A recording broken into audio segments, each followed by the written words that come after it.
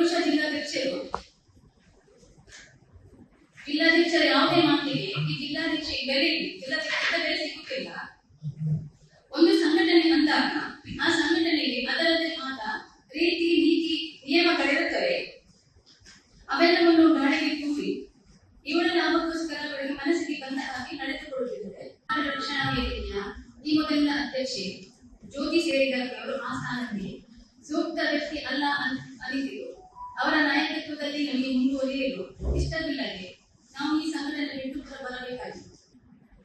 ಈ ಮೂಲಕ ಕರ್ನಾಟಕ ರಕ್ಷಣಾ ವೇದಿಕೆ ಸದಸ್ಯರಿಗೆ ನಾವು ಸಾಮೂಹಿಕ ರಾಜೀನಾಮೆ ನೀಡುತ್ತಿದ್ದೆವು. ಒಂದು ಸಾಮಾನ್ಯ ಜ್ಞಾನವಿಲ್ಲದ ಮಹಿಳೆಯನ್ನು ಒಂದು ಸಂಘಟನೆ ಅಧ್ಯಕ್ಷನಾಗಿ ಮಾಡಿದರೆ ಆ ಸಂಘಟನೆ ಮುಂದುವರಿಯಲು ಸಾಧ್ಯವೇ? ಕರ್ನಾಟಕ ರಕ್ಷಣಾ ವೇದಿಕೆ ಉಡುಪಿ ಜಿಲ್ಲಾ ಮಹಿಳಾ ಘಟಕದಲ್ಲಿ ಇಂತಹ ಒಂದು ಪ್ರಶ್ನೆ ಉದ್ಭವಿಸಿದೆ.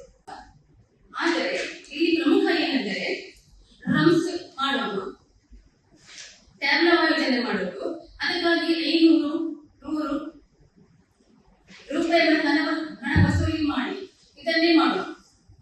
ನೋಡಿ, ಎಲ್ಲ ಈ ಅವ್ಯವಹಾರಗಳಿಗೆ ಒಬ್ಬ ವ್ಯಕ್ತಿಯ ಸಾಕು. ಎಲ್ಲ ಕಾರ್ಯಕ್ರಮದಲ್ಲಿ ಅವರಿಬ್ಬರದೇ ವೇದಿಕೆ.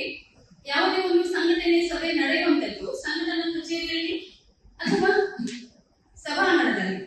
ಆದರೆ ಜ್ಯೋತಿ ಸೇರಿಗಾಗಿ ಇವರ ಸಭೆ ನಡೆಯುವುದು ರಾತ್ರಿ 9ರ ನಂತರ ಅಜ್ಜರಕಾಡು ಪಾರ್ಕಿನಲ್ಲಿ, ಅದು ಪುರುಷರೊಂದಿಗೆ ಮಾತ್ರ. ಉತ್ತಮ ಸಂಸ್ಕಾರಯುತ ಶಿಕ್ಷಣದೊಂದಿಗೆ VSS English medium CBSE school Udupi Muddur.